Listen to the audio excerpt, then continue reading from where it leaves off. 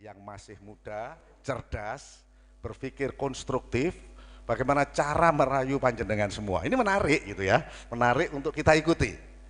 Jadi calon bupati, bakal calon bupati yang hadir di sini, ini memang istimewanya salah satunya adalah banyak yang muda-muda.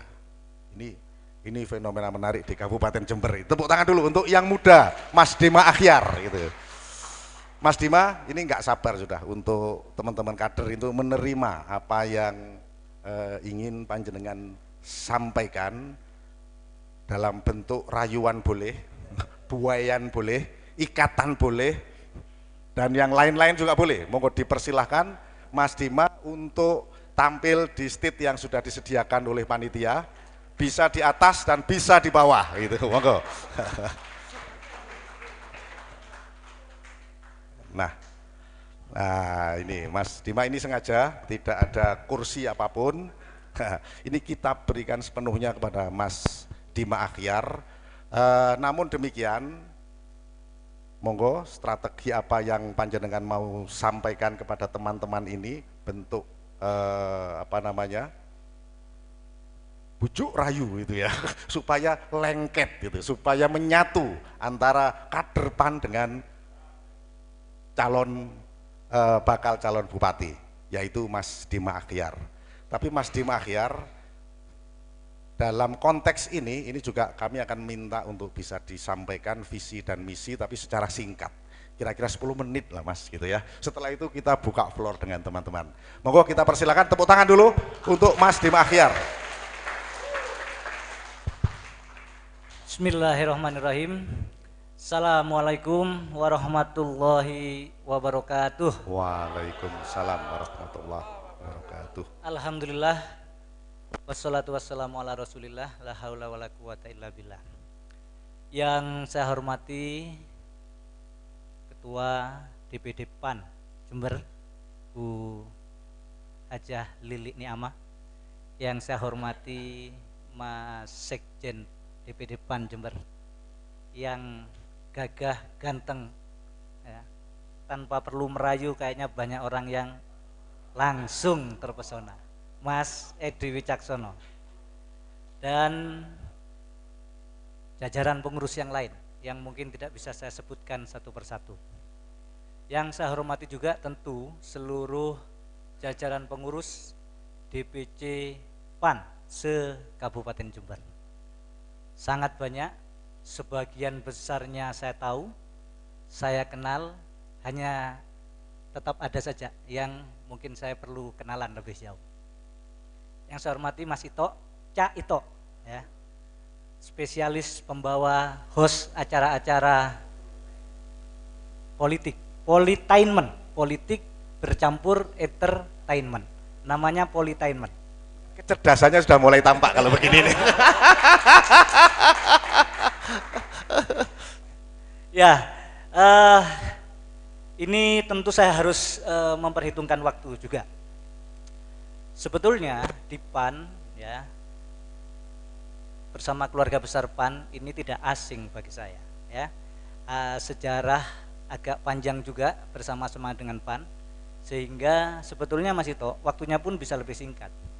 Saya kira tidak perlu terlalu banyak menyampaikan visi, misi, langsung saja rapat, berembuk, rekomendasi. Ya, luar biasa.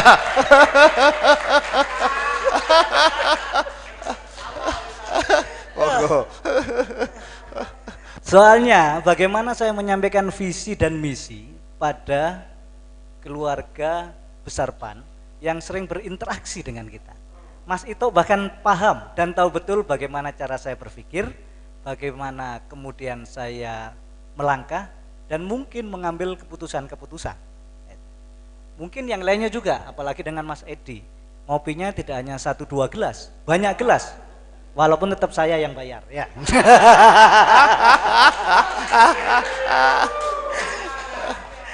Enggak, karena saya cocok, saya ini bisanya begitu, Mas Edi ini ahli di dalam menilai kopi ini enak, kopi tidak enak, asli atau palsu. Nah, jadi ini kombinasi yang baik. Baik, saudaraku sekalian, Saya bahkan masih ingat panggilannya, saudaraku. Ya. Saya ingin menyampaikan sebagaimana agenda beberapa hal yang menyangkut Pilkada 2020. Ada salah satu definisi di dalam politik. Dalam bahasa Inggrisnya kira-kira politik itu is who gets what, where, when, and how. Jadi politik itu soal bagaimana siapa mendapatkan apa, kapan, di mana, dan bagaimana caranya. Ya. Kalau pilkada itu apa, ingin menjadi apa, ya kan, dan seterusnya. Saya tidak bicara soal definisi itu karena ada Cak Ito. Pasti nanti akan banyak dikoreksi. Saya bicara soal unsur lain yang jarang disampaikan, yakni why. Mengapa? Jadi kenapa hari ini atau mengapa kita hari ini mengikuti kontestasi pilkada? Mengapa kita semua terlibat di dalam partai politik? Tidak hanya di partai politik itu kita ingin menjadi ketua, sekretaris, dan sebagainya. Tetapi mengapa kita harus ke sana? Pun juga dengan pilkada. Pertanyaannya mengapa? Nah, soal mengapa ini saya ingin sedikit sampaikan. Saya sebut itu alasan, dan inilah alasan mengapa kita kemudian terlibat di dalam pilkada. Sesungguhnya pendek kata ini bagian dari dedikasi. Sebagai warga tanggung jawab sebagai masyarakat Jember, yang saya sejak kecil lahir di Jember, besar di Jember, nikah di Jember, ya kan? Kemudian enggak besar maksudnya, Pak. Lalu bekerja di Jember, terus saya meminum airnya, ya, memakan dari tanaman yang tumbuh di atas tanahnya. Maka inilah panggilan bagi kita dan tanggung jawab kita untuk masuk ke politik. Apa saja dedikasi yang ingin kita persembahkan bagi Jember? Pertama, saya ingin persembahkan bagi kota kita tercinta, yang kalau kita lihat dari sini pemandangannya itu luar biasa. Jember ini memang kota yang sangat luar biasa, dengan luas kurang lebih 3.200 meter persegi. Di sebelah utara dipagari oleh gunung-gunung. Jajaran Gunung Hyang, puncaknya Argopuro, sekitar ketinggian 3.000. Agak terus ke timur ada Gunung Raung. Ada dataran tinggi Ijen. Terus sampai agak ke timur sana Betiri. Nah, semuanya gunung berapi yang berkategori aktif, yang debu vulkaniknya menyebabkan wilayah di sekelilingnya itu subur. Ya. Kemudian kontur dan geografisnya sangat indah, sehingga ia bisa menjadi daya tarik dan memiliki potensi wisata luar biasa. Saya ingin gambarkan ini kepada kita semua tentang di mana hari ini kita tinggal, supaya kita punya gambaran. Karena Jember ini seperti ini. Lalu di sebelah selatan, ini pasti Pan Kencong, Jombang, terus Ambulu, Wuluan, Tempurejo. Itu wilayah laut. Garis pantainya 170 km, merupakan garis pantai yang lumayan panjang.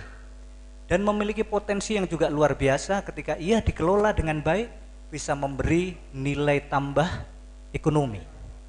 Lautnya, di dalam lautnya juga luar biasa. Nah, inilah kota kita, kota yang sangat kaya. Kalau ibarat kita di keluarga, Pak, kita ini punya banyak peninggalan-peninggalan yang sangat potensial, yang apabila bisa kita sentuh dengan benar, sentuh dengan baik, yang tidak berharga menjadi sangat bernilai. Itulah kota Jember. Belum lagi hutannya, hamparan-hamparan kebun dan sawahnya. Ya. Nah, penduduk Jember ini ada sekitar 2,3 atau 2,5 juta jiwa. Tersebar di 31 kecamatan, 248 desa, kelurahan, dan ribuan RW serta RT. Ya. Nah, tentu dengan potensi yang luar biasa dan penduduk yang tinggal di dalamnya, seyogianya kita ini hidupnya sangat bahagia karena semuanya bisa tercukupi. Namun seperti apa hari ini? Saya tidak lanjutkan karena nanti di sesi berikutnya. Yang kedua, dedikasi politik ini saya persembahkan kepada penduduk dan warga Jember. Saya berkeliling ketika dalam proses ini di banyak tempat tadi itu, 31 kecamatan dan desa kelurahan. Bertemu dengan banyak orang. Kita menyaksikan banyak warga Jember yang bekerja sangat keras, berusaha sungguh-sungguh. Tetapi hasil yang dia peroleh tidak bisa memuaskan sepenuhnya mereka. Kenapa? Karena struktur ekonomi, sistem ekonomi, dan praktek-praktek ekonomi yang dijalankan tidak sepenuhnya berpihak kepada mereka. Detailnya nanti kita diskusikan. Ini juga ingin saya dedikasikan ya, kepada orang-orang yang saya temui, warga Jember yang saya temui, nelayan, petani, para pedagang-pedagang kecil yang berkeliling menjajakan dagangannya, yang berangkat sebelum berangkat sejak hari masih gelap, terpapar matahari hingga kulitnya makin gelap. Kalau Mas Ito ini putih karena selalu di ruangan, kalau pergi naik mobil sama seperti saya. Tetapi banyak masyarakat lain yang tidak seperti itu. Pulang di saat hari juga hampir gelap, tetapi dengan masa depan yang mereka bayangkan juga tetap gelap. Itu banyak, teman-teman sekalian, orang-orang itu sangat banyak. Itulah mengapa ini ingin kita dedikasikan, apapun hasilnya. Kita juga ingin dedikasikan pada, saya berjumpa dengan perempuan yang kebetulan datang, buruh migran, pulang karena anaknya meninggal. Jadi saya ingat, Bu, bagaimana dia bercerita. Inilah perempuan-perempuan hebat yang sangat banyak yang kita bisa temui di Jember, di banyak tempat. Mereka pergi keluar jauh dari negaranya, meninggalkan anak dan suami keluarga yang dicintainya, hanya ingin membangun gunung harapan supaya kehidupan keluarganya itu bisa baik, bisa sejahtera. Pasti teman-teman juga pernah temui orang-orang seperti itu, suka dukanya dan seterusnya. Maka ini yang saya ingat ketika kita harus masuk di dalam proses politik. Yang lainnya tentu juga kita ingatlah, kawan-kawan terutama di Muhammadiyah itu kebanyakan juga guru tetap, guru tidak tetap, GTT dan sebagainya yang dibayar 3 bulan sekali atau 6 bulan sekali ya. Jadi kita ingin juga dedikasikan kepada mereka, para guru, para pejuang kesehatan yang dengan fasilitas terbatas juga mendapatkan apresiasi yang sangat terbatas. Saya pernah mendatangi tempat pendidikan di salah satu di kota Jember ini. Tempatnya di Andung Rejo 4, kalau kawan-kawan Tempurjo atau Ambulu mungkin tahu. Kebetiri masih masuk. Kalau musim tidak hujan, yang bisa masuk kendaraan hanya motor atau kuda. Tetapi kalau hujan, tidak ada kendaraan apapun yang bisa masuk kecuali jalan kaki. Mungkin juga bisa terpleset juga. Saya nyampe ke sana. Luar biasa, mereka tetap bersemangat mengabdi, mendidik anak-anak yang menjadi tugas dan tanggung jawabnya. Yang terakhir, dedikasi ini, walaupun banyak yang lainnya, tentu bagi para warga penduduk muda, agak yang lebih muda, yang memiliki banyak potensi-potensi, bakat, dan kreativitas sosial ekonomi budaya yang tidak terakomodir dengan baik ya, kemudian cenderung diabaikan. sehingga mereka berkembang sendiri, bertahan sendiri, lalu kemudian berusaha eksis sendiri. Sementara jika ada sedikit saja kepedulian dan keberpihakan kepada mereka, insya Allah mereka bisa mengembangkan diri, mensejahterakan diri, dan kemudian bisa kemudian berkontribusi pada pembangunan daerah. Itulah dedikasi yang saya maksudkan, mengapa saya terlibat dalam proses politik ini. Ini sudah selesai sesi ini. Nanti visi dan misi saya kira mudah bisa dibaca dan sebagainya, nanti biar nanti ditayangkan. Mas Ito masih boleh dilanjut atau ada jeda? Monggo.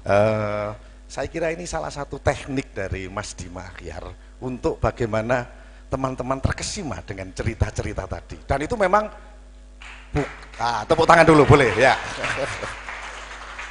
Cerita itu adalah cerita real, problematika yang memang ada di Jember gitu. Cerita mulai dari A sampai Z tadi itu ini loh Jember problemnya. Nah,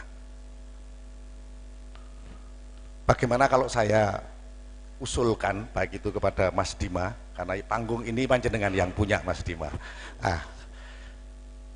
Kita langsung pada teman-teman sekalian, para kader PAN, kita coba dulu apakah memang dengan suguhan ini ada pertanyaan tidak gitu ya, yang kemudian apa kemudian yang harus dilakukan gitu. Saya buka session ini dengan 4 penanya dulu, di sebelah kanan saya 2, di sebelah kiri saya 2, monggo ya, saya persilahkan.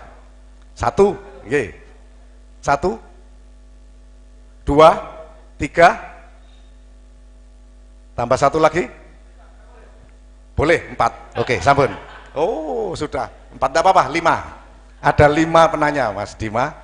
Ya, ini saya kira pancingan dulu. Mas Dima sudah memancing, apakah pancingan ini kena? Ini kita uji ya sekarang. Oke, kita beri aplaus dulu untuk Mas Dima, luar biasa. Ya, yang pertama tadi, yang ngacung pertama. Oh, pertama sini ya. Oke, saya beri.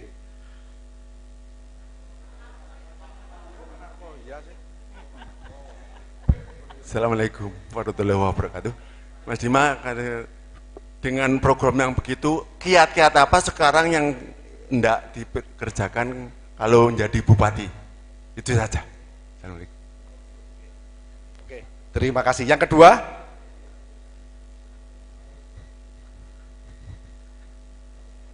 yang belakang dulu Pak. Terima kasih. Assalamualaikum warahmatullahi wabarakatuh. Waalaikumsalam. Mendengar pemaparan dari Mas Dima, kita sedikit tertarik. Cuma pertanyaan saya agak melenceng, Mas. Seandainya Mas Dima direkom oleh PAN, apakah Mas Dima mau masuk ke PAN? Apakah Mas Dima bersedia menjadi kader PAN? Dan yang kedua, kongres sudah selesai. Sekarang tinggal Muswil dan Musda. Apa Mas Dima mau dicalonkan jadi ketua DPD PAN Jember? Terima kasih. Oh, oke, luar biasa pertanyaannya.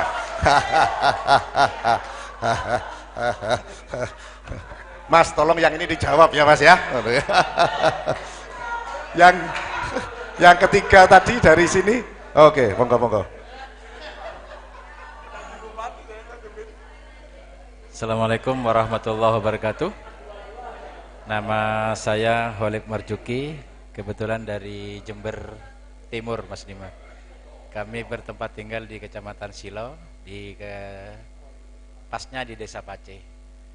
Begini Mas Dima, di desa kami ini kalau dikatakan makmur, sangat makmur dengan adanya petani-petani perambah hutan. Jadi di daerah kami ini kalau sudah musim kopi sangat luar biasa. Yang semula rumahnya gedek itu sekarang banyak yang keramik, banyak yang punya mobil. Namun mirisnya begini, dari lahan-lahan yang mereka rambah itu rata-rata kemiringannya sangat luar biasa, berbahaya. Rata-rata memang kopi semua. Namun saya lihat dari penahan tanahnya itu tidak ada, istilahnya pohon-pohon kan banyak yang ditebang seperti itu. Nah, pertanyaan saya nanti bagaimana kiat-kiat jenengan nanti di para petani perambah hutan ini untuk mengamankan lahan yang mereka garap. Yang kedua, karena memang banyak yang sukses, perambah hutan ini masih kurang, masih merambah lagi ke sektor selatan di daerah Mulyorejo. Ini kalau dibiarkan terus ini, karena saya lihat debit air sungai kami ini sudah tinggal 40%. Jadi insya Allah nanti 10 atau 20 tahun lagi mungkin air sungai ini tidak ada airnya. Jadi bagaimana nanti kiat-kiat jenengan kalau oleh Allah nanti dijadikan bupati. Terima kasih. Assalamualaikum warahmatullahi wabarakatuh. Ya, karena memang masalah dijawab dengan masalah gitu ya. Oke, yang keempat sini dulu Pak. Oke. Terima kasih. Saya dari DPC Kencong. Saya tidak asik lagi dengan Mas Dima ini. Alhamdulillah. Pertanyaan saya singkat saja, karena selama ini tentang dunia pendidikan, Pak. Karena banyak keluhan-keluhan dari lulusan SMK maupun dari sekolah kesehatan. Apa solusi Bapak calon bupati kita ini?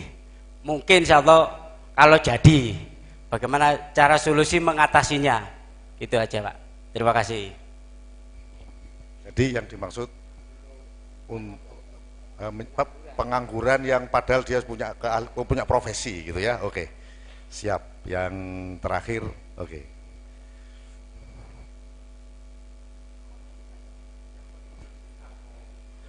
Assalamualaikum warahmatullahi wabarakatuh. Saya Sugeng DPC Balung Pak Dima. Iya. Gini Pak Dima, di baliho salah satu calon bupati itu ada yang menyebutkan bahwa Jember ini salah satu kabupaten termiskin di Jawa Timur. Ya. Nah ini dari mana datanya? Kalau memang itu benar, itu bagaimana Mas Dima itu memberantas kemiskinan kalau jadi bupati? Assalamualaikum warahmatullahi wabarakatuh. Ada 6 pertanyaan dari 5 penanya Mas Dima. Ini merupakan pancing. Oh, masih ada? 1, boleh? Sekalian. Sekalian. Iya. Boleh, boleh. Assalamualaikum warahmatullahi wabarakatuh. Saya dari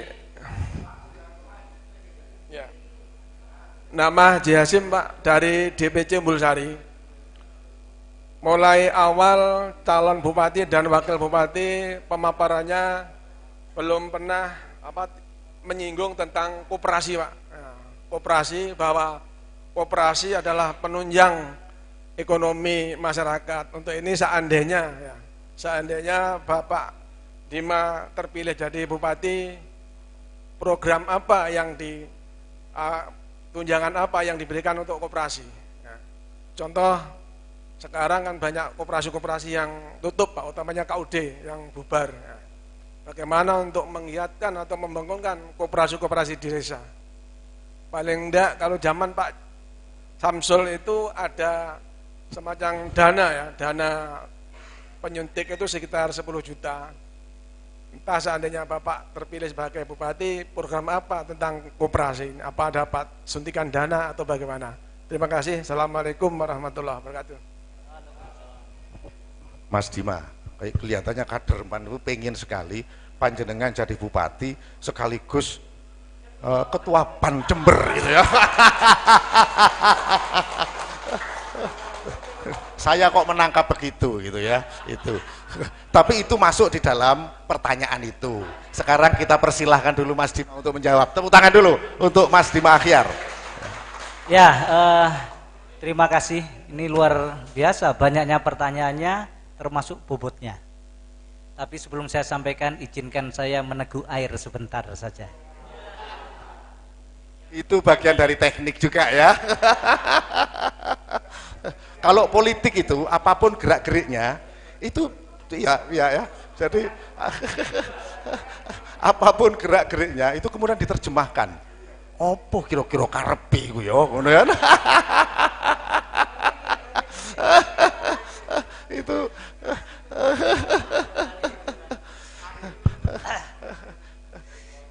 jadi tubuh kita ini 70 hingga 80% terdiri dari cairan. lah makanya ya, Ya.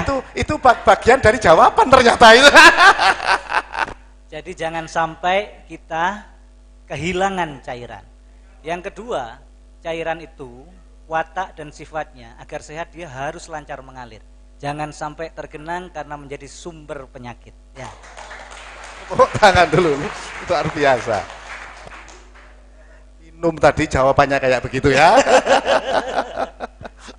Baik, saya mudah-mudahan masih, kalau tidak hafal masih bisa ingatkan. Saya mulai dari yang terakhir saja dulu, terus sampai yang pertama. Berkenaan dengan pertanyaan terkait koperasi. Kita tahu betul bahwa watak perekonomian kita itu memang sesungguhnya yang paling pas bentuknya adalah koperasi. Dan konstitusi menyatakan hal tersebut. Perekonomian disusun atas usaha bersama. Ya. Nah, tetapi tentu persaingan ekonomi tidak hanya terkait dengan dalam negeri tetapi luar. Maka banyak bentuk-bentuk usaha yang menjadi menjadi pesaing dari koperasi. Apakah koperasi bisa bertahan? Tentu bisa. Apalagi memang dia lahir dalam watak yang sesuai dengan watak bangsa kita. Gotong royong kebersamaan. Ketika koperasi tidak eksis, pasti awalnya karakter dasarnya itu sudah diabaikan. Apa? Kebersamaan, gotong royong dan kepedulian. Itu yang pertama. Yang kedua, tidak ada lembaga usaha apapun yang bisa berjalan dengan baik tanpa pengelolaan yang baik dan benar. Kalau ada koperasi yang tutup, kita juga harus tahu bahwa ada koperasi yang tumbuh bahkan besar. Yang tutup kalau kita kaji dalami pasti ada kekeliruan-kekeliruan di dalam mengelola koperasinya. Ya. Dari mana kekeliruan dimulai? Bisa jadi dari sumber daya manusia yang dimiliki. Pengurus koperasi dipilih orang-orang yang disenangi, bukan dipilih berdasarkan asas meritokrasi. Orang-orang yang memang ahli, punya kemampuan, punya potensi mengelola usaha. Bagaimana bisa berkembang, Pak? Kan begitu. Sekali lagi, koperasi menjadi bagian yang kita ingin kembangkan di Jember. Bagaimana polanya? Tentu kita lihat dahulu. Kalau di kedokteran itu tentu kita diagnosa dahulu. Apa sebabnya? Selama ini pendekatannya, koperasi tentu disupport oleh pemerintah dengan modal. Disupport oleh pemerintah dengan fasilitas lainnya, pendampingan. Disupport dengan berbagai macam bentuk-bentuk dukungan. Misalnya studi banding, kemudian pendampingan usaha, kemudian macam-macam saya kira. Ya, tapi yang terutama adalah pendampingan, terutama adalah modal. Karena memang rata-rata, konon kebanyakan, usaha itu salah satunya kendalanya di soal modal. Tetapi sebetulnya sekali lagi tidak hanya itu, Pak. Ya, banyak usaha-usaha yang berkembang dengan modal yang terbatas, tetapi karena kreativitas dan sumber daya manusianya yang memang handal, dia bisa tumbuh besar dan berkembang. Modal hanya untuk merangsang perkembangan. Saya kira itu. Mudah-mudahan agak bisa dipahami, Pak. Tugas pemerintah tetap, Pak, tentu harus peduli, memfasilitasi juga. Sekali lagi tapi kita lihat bagaimana peran-peran itu dilakukan. Yang kedua, pertanyaan dari Balung. Dari Balung. Tadi soal kemiskinan, seingat saya. Betul. Kalau isu kemiskinan yang mungkin kita dengar dari yang lain tentang peringkatnya itu berdasarkan jumlah, Pak, besarnya. Kalau penduduk Jember ini 2,5 juta, maka ya, kalau secara prosentase dan secara jumlah kan bisa berbeda, Pak. Secara prosentase bisa kecil, mungkin kita kalau nggak salah di kisaran 11% atau 9% kemiskinannya. Tetapi secara jumlah akan besar. Kenapa? Karena penduduk kita ini besar. Nah, yang muncul di luar nomor 2 besar itu besar jumlahnya, bukan besar prosentasenya. Itu. Kalau prosentasenya kalau nggak salah masih nomor 9. Nah, bagaimana kita mengentaskan kemiskinan? Kemiskinan, Pak, itu berbicara sebetulnya memang agak kompleks. Secara pragmatis, pemerintah biasanya membantu atau berupaya ikhtiar mengentaskan kemiskinan dengan 2 cara. Pertama, ya, membantu menekan biaya pengeluaran rumah tangga miskin atau orang-orang miskin. Makanya kemudian ada program pemberian beras, ya kan? Kemudian subsidi-subsidi PKH dan sebagainya. Itu dalam rangka membantu menekan biaya orang-orang miskin, rumah tangga miskin.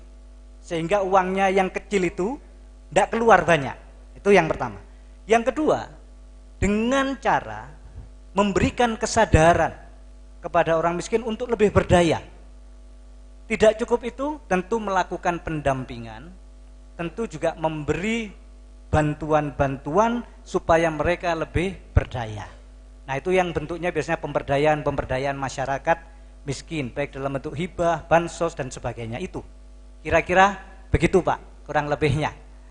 Terima kasih. Selebihnya, Pak, miskin itu juga soal karakter. Ya. Kalau kita sejak awal tidak mengubah mental dan pikiran orang-orang, dan itu tidak selalu orang yang tidak punya duit, Pak, yang miskin. Kita tahu banyak orang-orang yang punya menerima subsidi, menerima bantuan, mengajukan bantuan padahal mereka tidak miskin. Kemudian yang kedua, ada ya yang menyatakan andai aset kita ini, semua warga Jember ini dibagi rata adil, baik yang kaya, sedang, miskin, itu dibagi rata. Ya, hari ini kan mungkin ada yang punya kekayaan besar, ada yang tidak punya uang. Kalau itu diambil semua lalu dibagi rata, dalam tempo tidak lama itu akan kembali strukturnya, Pak. Yang kaya ya akan kembali kaya, yang miskin tetap miskin. Kenapa? Ini soal cara berpikir, mental dan karakter. Orang kaya berpikir soal menabung, orang miskin berpikir soal membeli, soal belanja, soal konsumsi, soal dan macam-macam. Soal gaya hidup. Nah, itu yang tidak pernah akhirnya menyelesaikan problem-problem ekonomi mereka. Kira-kira itu. Yang lainnya tadi pengangguran Allah, profesional. Pengangguran profesional. Pengangguran ya? Pengangguran. Nah, soal pengangguran ini tentu terkait juga dengan perluasan kesempatan kerja. Semakin luas kesempatan kerja, maka mudah kita bisa harapkan pengangguran semakin kecil. Tapi lagi-lagi, ya, memang ini harus dipikirkan dari hulu hingga hilir strateginya. Pemerintah secara umum biasanya menyatakan dalam indikator-indikator pertumbuhan ekonomi, kan gitu. Asumsinya jika ekonomi tumbuh, ya, meningkat, maka ini nanti akan juga berakibat kepada sisi yang lain. Karena lapangan kerja kalau tidak ada pertumbuhan ekonomi tentu tidak akan tercipta. Maka pertumbuhan ekonomi didorong. Bagaimana ekonomi bisa tumbuh? Ekonomi itu bisa tumbuh jika produktivitas, kapasitas produktivitas masyarakat itu meningkat. Di semua sektornya. Petani bisa tumbuh kalau sektor pertaniannya tumbuh. Para pedagang, para pengusaha dia bisa tumbuh kalau juga usahanya bisa tumbuh. Bagaimana usaha itu bisa tumbuh? Pemerintah berkewajiban memikirkan cara memberikan fasilitas yang tepat, memberikan pendampingan yang tepat, dan intervensi yang tepat. Itu kira-kira. Ya, nanti detailnya bisa diskusi. Oke. Lainnya, Pak? Tentang perambahan hutan dan air tadi, yang di Silo kasusnya. Ya, saudaraku sekalian, ya ini memang akhirnya Jember ini sekali lagi rumah kita. Kita harapkan jadi surga kita. ada manfaat yang kita ambil, kadang-kadang tidak kita pikirkan resikonya, ya. Jadi perambahan hutan, alih fungsi hutan itu berkonsekuensi kepada daya dukung alam dan lingkungan. Sumber mata air kita, ya, itu dalam data dan catatan itu terus menurun, Pak.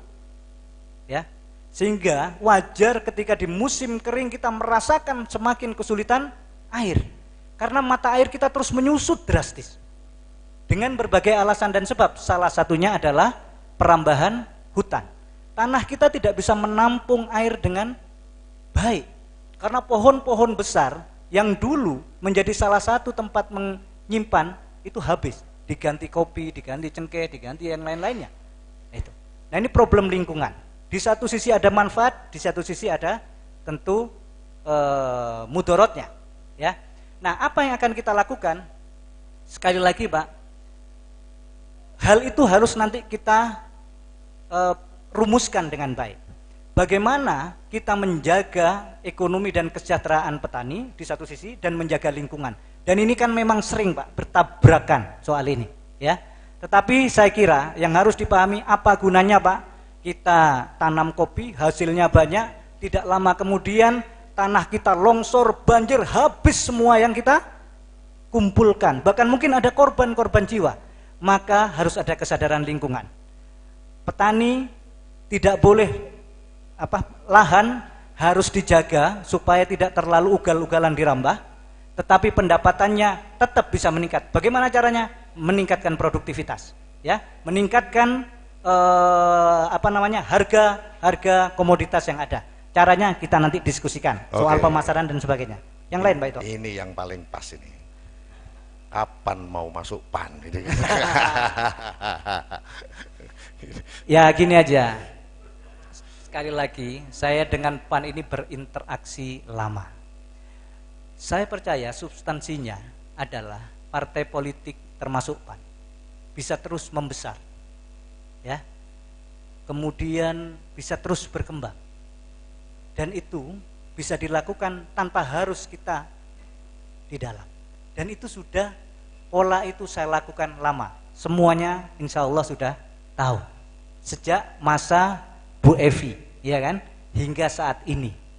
Dan juga sudah seringkali pertanyaan itu disampaikan, tidak di ruang terbuka seperti ini, ya, di tempat-tempat ngopi dan sebagainya. Tapi sekali lagi saya lebih senang berbicara soal substansi. Kita ingin sokong partai politik yang memang masih memiliki orientasi yang baik, komitmen yang kuat untuk menjalankan fungsi dan perannya, mewujudkan kedaulatan rakyat, membela rakyat, berjuang untuk rakyat, dan tidak bekerja untuk memanipulasi rakyat. Oke, tepuk tangan dulu. Ya, kader-kader PAN ya. Coba kita lihat bagaimana Mas Dimahya bercerita tadi. Bagaimana, kan bisa dirasakan. Ada konstruksi yang dibangun, ada kecerdasan yang bisa dirasakan. Itulah Mas Dimahya. Kita beri tepuk tangan. Mas Dimahya. Mas Dimahya ini, oh mau bertanya lagi, Pak? Ya, ya.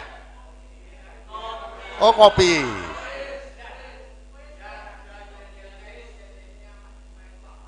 Oh, gitu ya. Ini yel-yel nanti, Pak ya. Tapi waktunya terbatas memang ini sudah. Biar nggak ngantuk katanya. Ada yel-yelnya enggak ini, Mas? Ini, Mas. Mas Arjes, coba Mas Arjes. Nah, ini biar yang mimpin yel-yel ini. Timnya ini. Dibayar, jumbo. Sudah. Monggo, silakan. Kasih jula-juli juga nggak apa-apa, Mas Arjes, sedikit-sedikit. Ini kawan saya dari Curah Nongko, budayawan, biasa main ludrukan dengan saya. Nah, silakan Mas Arjes.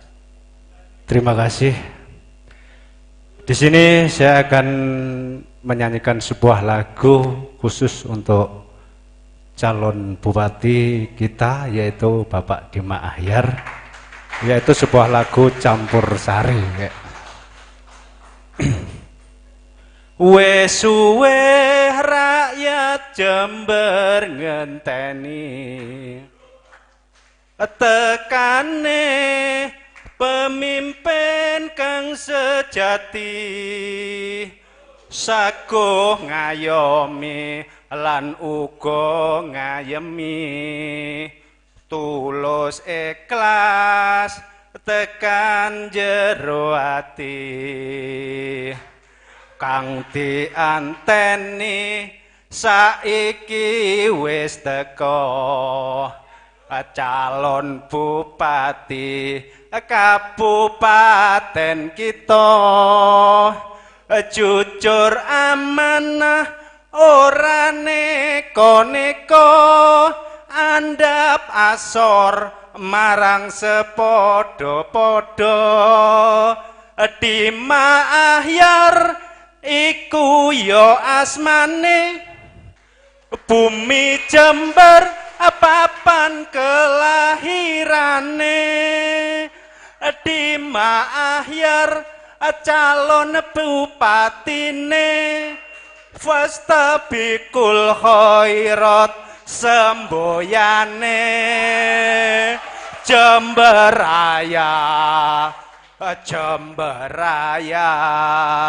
Dima Ahyar bupati pilihan kita Jember Raya Jember Raya bumi Jember sejahtera dan jaya. Terima kasih. Luar biasa, luar biasa. Sekali lagi beri aplaus dulu untuk Mas Dima Ahyar dan timnya. Gitu. Oke, Mas Dima, mohon maaf ini karena memang waktunya yang kita sudah pada detik-detik akhir. Lah ini tapi luar biasa apa yang sudah ditampilkan kita bisa merasakan semuanya.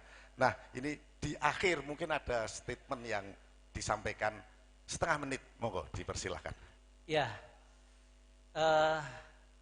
mudah-mudahan kita semua dalam proses ini menjadi bagian yang menjadikan Jember dari waktu ke waktu menjadi Jember yang lebih baik.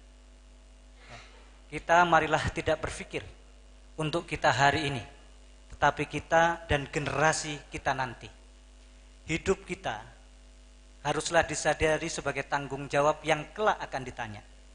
Innas sam'a wal basoro wal fuada kullu ulaika kana anhu mas'ula. Kelak kita semua, mata kita, telinga kita, hati kita, semuanya akan dimintai pertanggungjawaban. Mudah-mudahan kita hadir untuk mengembalikan perjuangan kita, perjuangan hidup kita untuk sekali lagi kemakmuran, kesejahteraan bagi Jember, kota di mana kita tinggal, hidup bersama keluarga kita tercinta. Terima kasih, mohon maaf apabila ada salah. Assalamualaikum warahmatullahi wabarakatuh. Waalaikumsalam. Monggo Mas Dima, ini ada cenderamata yang akan disampaikan oleh Ibu Ketua.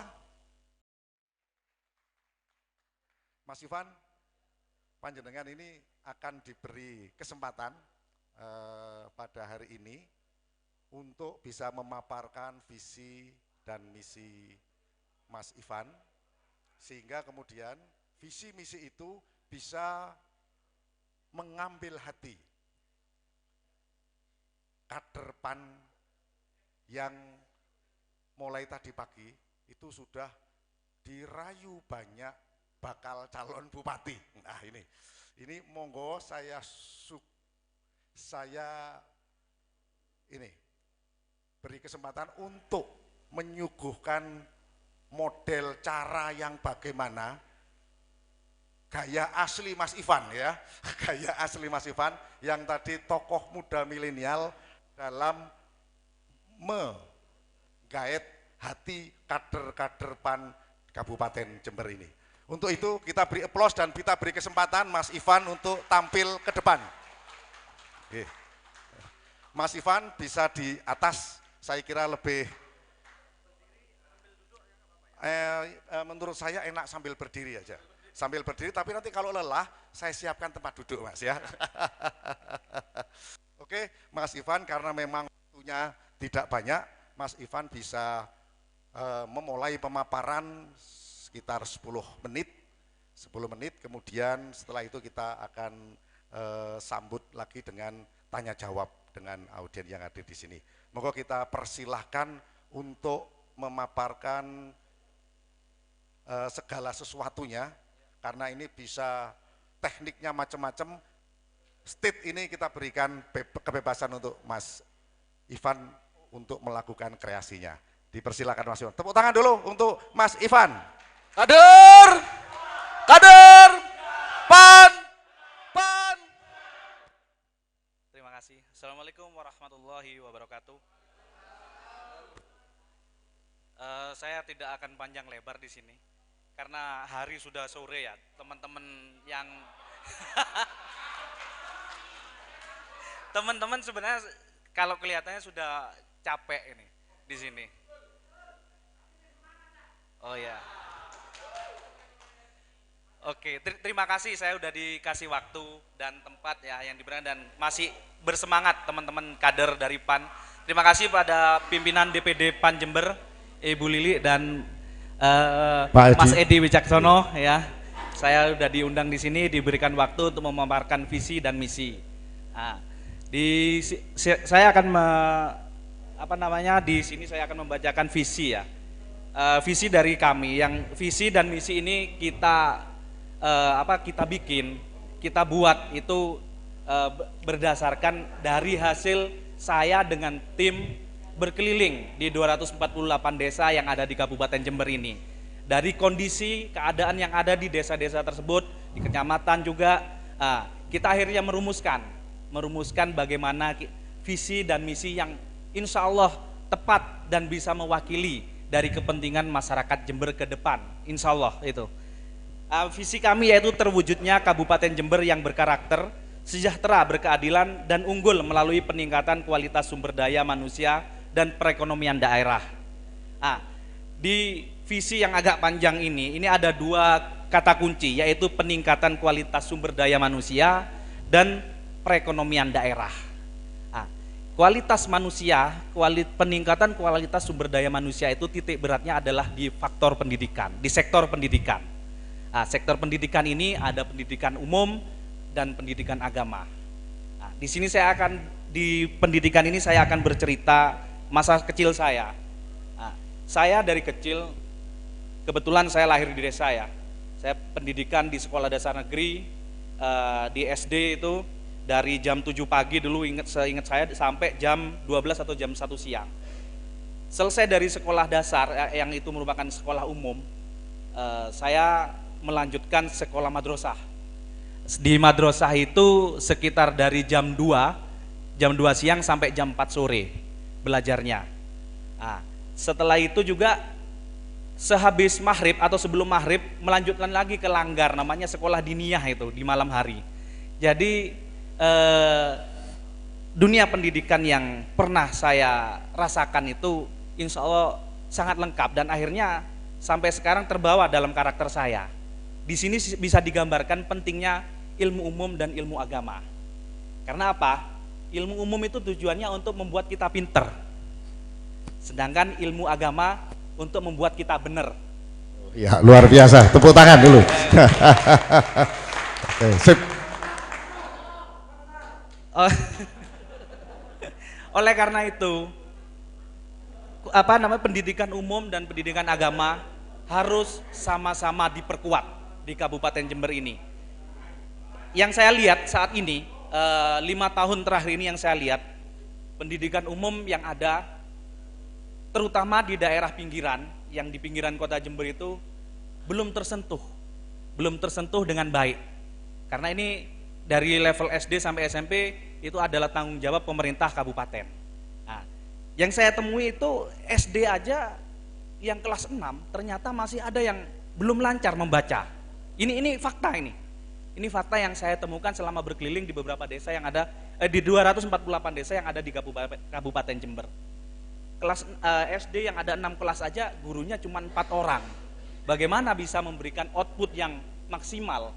Padahal masyarakat yang ada di daerah pinggiran tersebut haknya sama dengan masyarakat yang ada di tengah kota Jember. Itu haknya sama. Oleh karena itu perlu kehadiran pemerintah.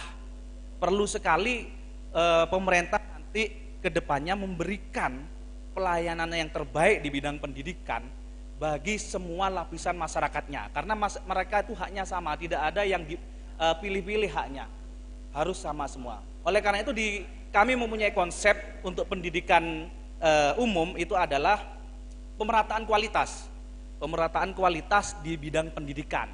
Jadi seperti sekolah yang ada di daerah pinggiran maupun di kota itu harus equal, harus sama, tidak boleh ada perbedaan dari sisi kualitas. Itu karena apa? Karena amanat undang-undang itu sudah jelas bahwa semua warga itu harus memperoleh hak yang sama di bidang pendidikan, tidak ada pilih-pilih di situ. Makanya itu kita akan memaksimalkan APBD yang ada di Kabupaten Jember itu untuk peningkatan kualitas pendidikan yang ada, kualitas pendidikan yang ada di Kabupaten Jember itu.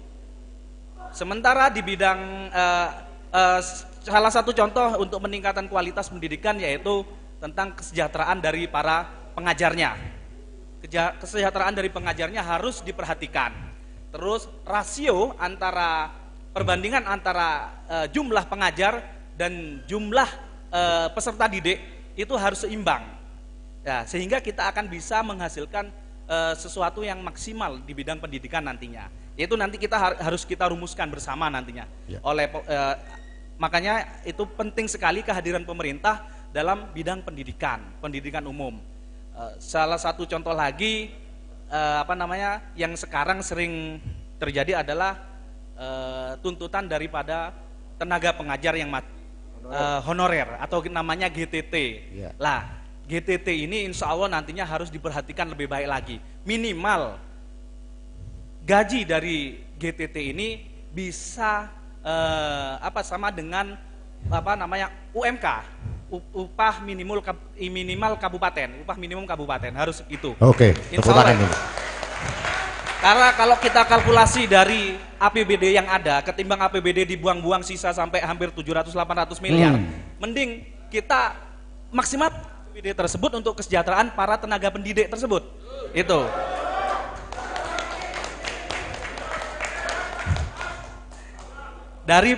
Itu dari sisi tenaga pendidik. Dari sisi fasilitas pendidikan juga masih banyak yang harus diperbaiki.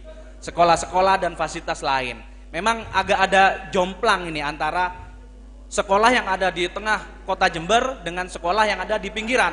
Itu sangat jomplang sekali. Kalau yang saya lihat kemarin, sekolah yang ada di pinggiran itu sama sekali kurang manusiawi kalau saya lihat. Makanya ini sangat perlu menjadi perhatian khusus nanti untuk pemerintah 5 tahun ke depan ini. Itu peningkatan di sekolah pendidikan umum. Untuk pendidikan agama ini tidak kalah penting, karena yang tadi itu pendidikan umum membuat kita pinter, pendidikan agama membuat kita benar. Supaya masyarakat kita ini pinter dan benar, salah satunya adalah pendidikan agama juga harus diperhatikan. Saat ini kalau saya lihat pendidikan agama, lembaga-lembaga pendidikan agama yang bersifat informal itu lambat laun semakin sedikit sisanya, tersisa sedikit. Saya dulu di desa ada namanya madrasah itu ya. Madrasah itu di sana kan para ustadznya itu tidak ada gaji. Para ustadznya tidak ada yang menggaji. Rata-rata ustadz-ustadz yang ada di sekolah madrasah itu, madrasah yang bersifat informal tersebut, mereka bekerja pada kiainya. Ya, biasanya menggarap sawah-sawah milik kiainya. Tapi kan lama-kelamaan kan kiainya punya anak yang sawahnya akhirnya diwaris-wariskan. Lama-lama juga habis. Habis lah. Ini fenomena dan ini fakta juga di lapangan terjadi seperti itu. Ya akhirnya apa? Ustadz-ustadznya juga harus bekerja lagi ekstra kan di luar. Betul. Sehingga mereka dalam kerja atau mengajar kurang fokus lagi karena juga mereka harus memikirkan ekonomi yang ada di rumah. Nah, disinilah kita punya konsep, kita akan tawarkan konsep, kita mengadopsi namanya konsep yang dari Diknas Pusat namanya BOS untuk pendidikan agama informal tersebut. Dan kita membantu di situ namanya BOS ini kita ambil bantuan operasional santri. Di situ. Bantuan operasional santri. Itu nanti kita akan salurkan ke para ustadz atau tenaga pengajar yang ada di sekolah-sekolah madrasah informal dan sekolah-sekolah diniyah untuk mengcover, istilahnya mengganti biaya semacam honor itu untuk para tenaga pendidik yang ada di sekolah informal tersebut. Karena selama ini hampir tidak ada perhatian di situ, dan rata-rata yang ada hanya bersifat hibah dari APBD itu bersifat hibah ke pesantren-pesantren. Yang namanya hibah itu adalah resikonya ditanggung oleh yang menerima. Nah, kalau kita nanti konsepnya itu berupa honor, nah, kita akan rencanakan di APBD, dan akan kita salurkan rutin tiap bulan BOS atau bantuan operasional santri itu untuk honor para pendidik agama yang bersifat informal tersebut. Oke. Itu di bidang pendidikan. Ya. Ini Mas, mungkin bisa dipersingkat yang perekonomian daerah. Pemberdayaan ekonomi, perekonomian daerah ini salah satu yang menjadi tulang punggung adalah UMKM. UMKM ini sering dilupakan juga, baik oleh pemerintah dan para pemangku-pemangku kebijakan yang ada hampir di daerah ya.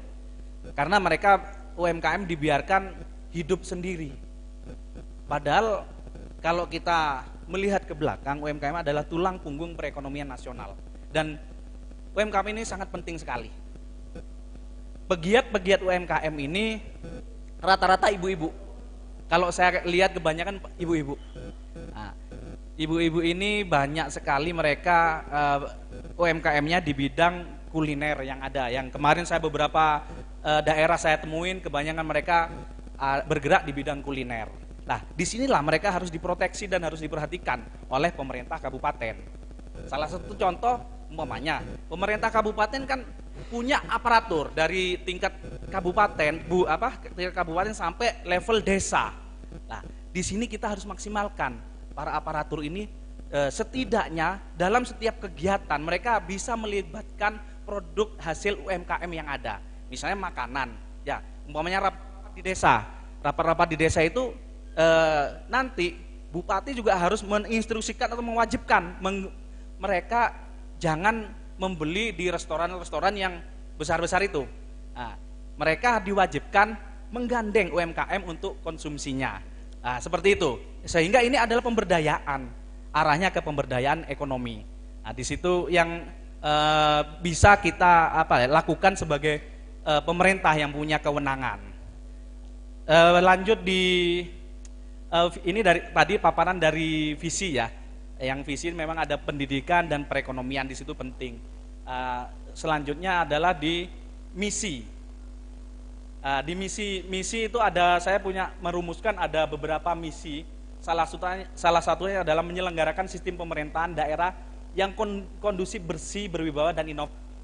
Yang sasarannya adalah meningkatkan profesionalisme aparatur daerah, yaitu dengan cara sistem meritokrasi tersebut.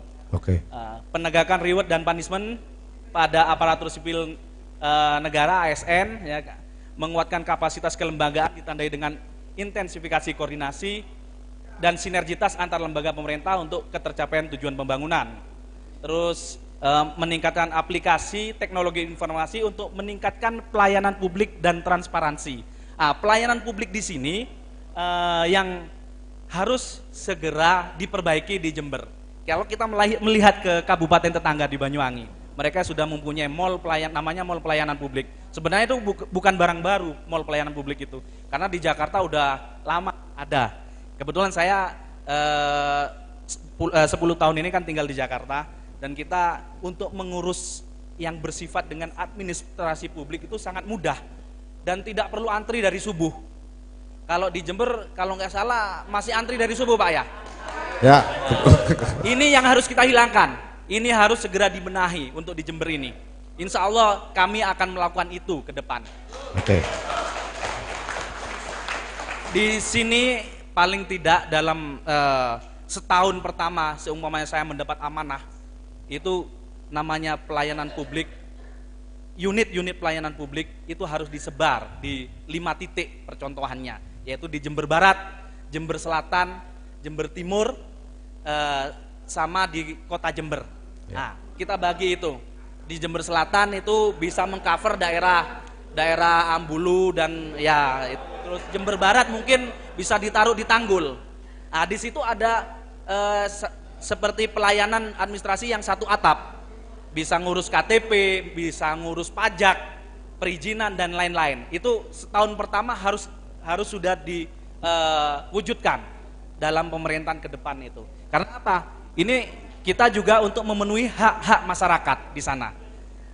Hak masyarakat ini merupakan kewajiban dari pemerintah untuk memberikan pelayanan terbaik pada masyarakatnya. Oke. Selanjutnya? Ya, selanjutnya di yang poin kedua, ya, yaitu meningkatkan aksesibilitas dan kualitas pelayanan dasar bidang pendidikan kesehatan yang didukung oleh sarana dan prasarana yang memadai. Nah, ini seperti yang saya paparkan ya, di awal tadi, pendidikan sudah. Nah, di sini saya akan membahas terkait layanan kesehatan. Layanan kesehatan yang ada sekarang, kalau kita lihat, insya Allah sudah lebih baik dari yang sebelumnya. Kita akui, karena nggak semua yang dilakukan oleh pemerintah itu tidak semua yang dilakukan oleh pemerintah sekarang itu jelek, tapi ada juga yang bagusnya, yaitu di bidang kesehatan. Tapi ada tapinya. Kalau kita lihat pelayanan kesehatan yang sekarang ini kalau kita lihat ini di jalanan sering sekali ada ambulan lewat ya. Ambulan lewat dari desa, dari Kecamatan Kencong ke Jember, dari Bangsal ke Jember. Kalau saya amati, ini nggak bagus. Itu nggak bagus kalau ambulan lewat, ya kuantitas lalu lintas ambulan itu kan mencerminkan adanya kekurangan di daerah fasilitas kesehatan di daerah-daerah tempat ambulan itu berada. Itu yang kita lihat, ya. Ini kita harus jujur.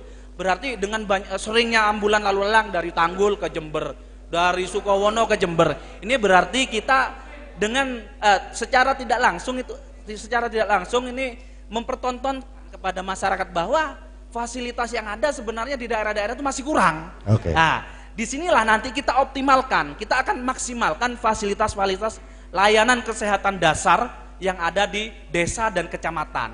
Oke. Jadi insya Allah nanti masyarakat atau teman-teman kader PAN yang ada di sini tidak akan lebih sering lagi melihat ambulan lalu lalang. Lanjut ke poin 3, Pak. Ya, di misi ketiga ini meningkatkan kuantitas dan kualitas infrastruktur publik yang memadai dan efektif untuk konektivitas penduduk dan produknya. Ini 2 menit Mas ini Mas. Oke. Tinggal 2 menit. Ya, langsung aja Pak di poin keempat. Nanti teman-teman bisa baca yang print out itu.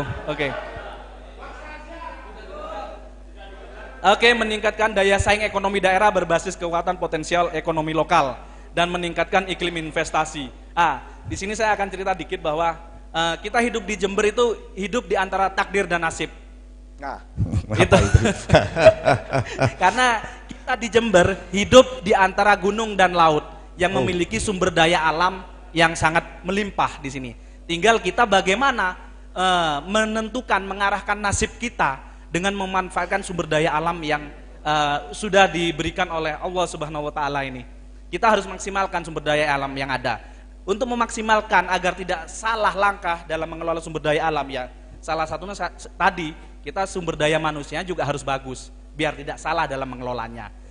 Seperti di daerah pegunungan, di sini kita mempunyai lahan yang subur. Di dataran di lereng pegunungan ternyata juga banyak tempat-tempat areal persawahan dan area perladangan yang ternyata di sana tidak hanya produktif untuk lahan pertanian saja. Kalau kita lihat keindahan alamnya, tempat-tempat tersebut layak dijual untuk potensi wisata. Kalau saya lihat itu, ini dari hasil yang saya lihat ya, keliling di desa-desa yang berada di lereng Argopuro. Dan keindahannya tidak kalah dengan yang namanya Ubud di Bali itu. Di sini ada sawah teras ring sangat banyak dan itu layak dijual. Nah, disinilah kehadiran pemerintah sangat diperlukan. Pemerintah hanya perlu membuka akses saja ke tempat itu dengan tetap menjaga kearifan lokal, sehingga tidak mengganggu atau merusak tatanan sosial yang ada di daerah tersebut.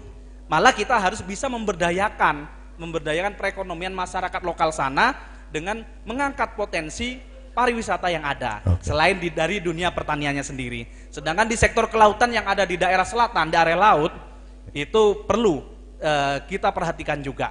Di sana hanya yang saat ini yang terjadi ya, hanya nelayan menangkap ikan, habis itu dijual ke pedagang. Nah, kalau kita memberikan solusi dengan menggandeng investor, ya kan, investor untuk di bidang perikanan, kita bisa memberikan memberikan bantuan kepada masyarakat terkait hasil perikanan tersebut diolah, hasil olahan perikanan di situ. Kebetulan dari Kementerian Kelautan dan Perikanan itu banyak sekali program-program yang bisa kita bawa nantinya, kita sampaikan ke para nelayan yang ada di kawasan selatan Jember tersebut.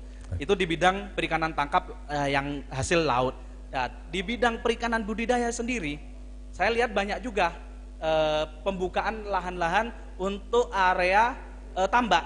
Sekarang di daerah Jember Selatan sudah mulai banyak itu. Di sana kan ada nanti tambak bandeng kalau nggak salah, sama tambak udang kalau nggak salah. Nah, di sini nanti masyarakat akan kita latih di situ.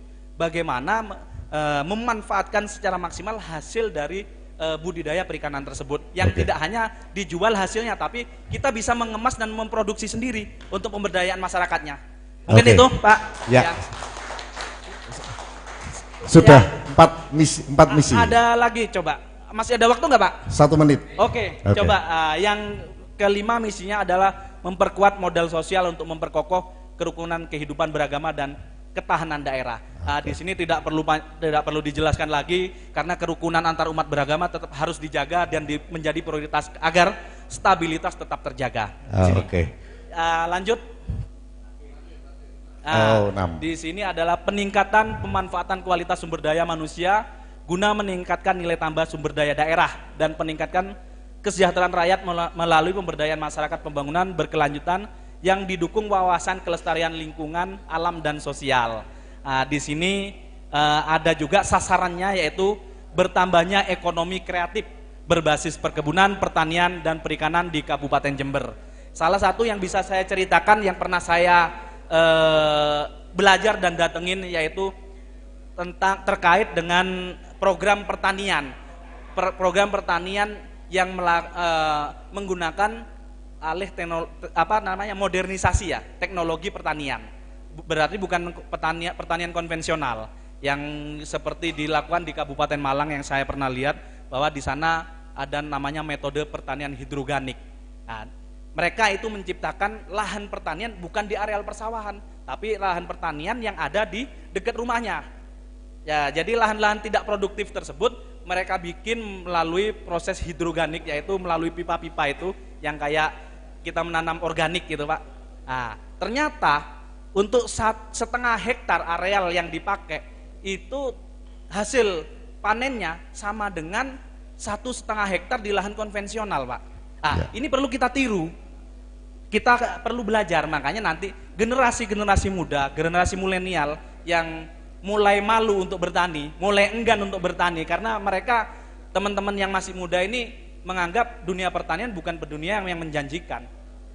Ini harus mereka distimulus dengan adanya teknologi modern terkait bidang pertanian, agar mereka tertarik kembali, Pak. Sehingga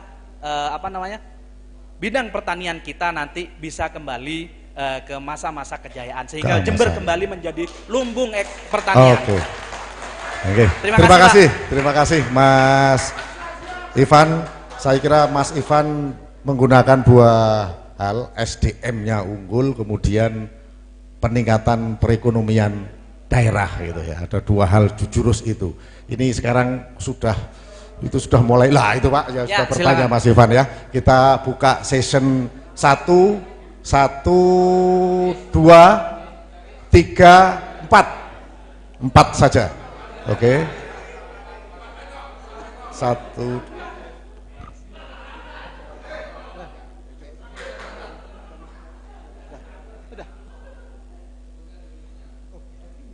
Kalau bisa ya, bertanyanya 5 detik aja. Inti aja Mas. Assalamualaikum warahmatullahi wabarakatuh. Saya Ketua DPC PAN Ledo Ombo. Atas nama saya Slamet Budiono. Saya tidak banyak bertanya, cuma detail aja. Karena dari visi dan misinya panjenengan itu semua pastinya sudah terprogram dan terkoordinir semua. Nah, yang saya tanyakan aja ini, seandainya Mas Irfan jadi bupati, saya minta kontribusinya kepada partai kita itu bagaimana, dengan jangka panjang dan jangka pendeknya. Itu aja, cukup. Assalamualaikum warahmatullahi wabarakatuh. Oke, tadi yang nomor 2 tadi? Oh, di sini. Terima kasih. Nama Ansori Setiawan, DPC PAN Patrang, Kota. Sorry, yang desa sorry. Satu pertanyaan. Yang pertama, pandangan Mas Ivan terhadap partai politik khususnya PAN. Karena Mas Ivan terlambat, apa enggak takut disetrap? Partai politik itu tergantung penafsiran. Kita punya 2 kursi dan dewannya kita ini enggak main-main. Mas Ivan tahu sendiri bagaimana konstelasi partai PAN, bahkan sempat bikin hak angket. Apa enggak takut dengan PAN?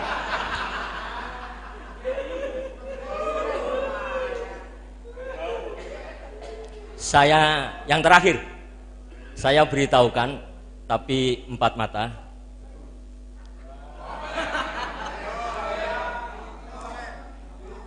Kenapa ada ambulan riwa-riwi? Karena rumah sakitnya beliau ada di Jember. Oke. Oke, tepuk tangan untuk kita semua. Oke. Ini dulu. Assalamualaikum warahmatullahi wabarakatuh. Waalaikumsalam warahmatullahi wabarakatuh. Saya dari DPC Mulsari, nama Haji Hasim. Yang pertama tadi saya sangat mendukung sekali program Mas Ivan. Kemudian yang sejak awal tadi juga tentang pendidikan agama dengan umum tidak pernah disinggung. Mas Ivan menyinggung sangat bagus sekali.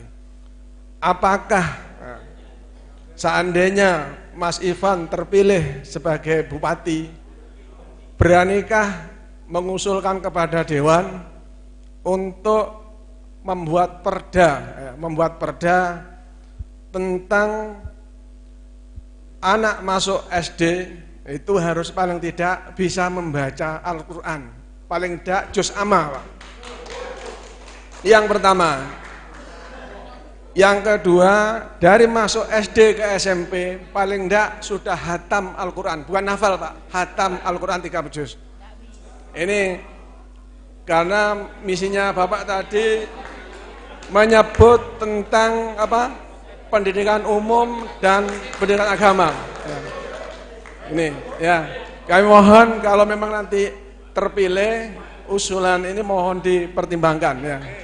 Terima kasih. Assalamualaikum warahmatullahi wabarakatuh. Keempat terakhir. Baik, terima kasih. Assalamualaikum warahmatullahi wabarakatuh. Saya punya teman dari Bangsal Mas, kasihan belum menikah. Saya Mulyadi dari Ambulu Desa, Ambulu. Tadi kota. Begini, tadi jenengan memaparkan masalah perekonomian, pertanian sampai tuntas, begitu lugas, itu enak didengar, gitu. Enak didengar. Tapi mulai awal, mulai calon yang pertama sampai nggak tahu nanti yang terakhir masih mengupas lagi Panda, belum ada solusi yang konkret. Nah, jenengan sekarang berhadapan dengan guru GTT. Ya. Jenengan sekarang berhadapan dengan guru GTT. Saya pengen jawaban yang konkret. Bagaimana jenengan caranya akan menggaji guru TPQ, guru SD, SMP, SMA yang GTT dengan anggaran yang jenengan sebutkan tadi, dari mana sumbernya? Yang kedua, jika memang bagus konsepnya, saya kira untuk melanjutkan perjuangan kita di rumah juang, saya kira nggak ada masalah. Assalamualaikum warahmatullahi wabarakatuh. Waalaikumsalam. Oke Mas, ada 4 pertanyaan. Saya langsung jawab aja. Ya. Biar tidak terlalu lama. Wis kemeng sih, Gil. Enggak. Enggak, milenial enggak perlu kursi. Ya. Dari yang pertanyaan pertama dan kedua mungkin bisa saya sambung ya terkait komitmen dengan partai politik. Kenapa saya tidak memilih jalur independen? Karena saya sangat cinta partai politik.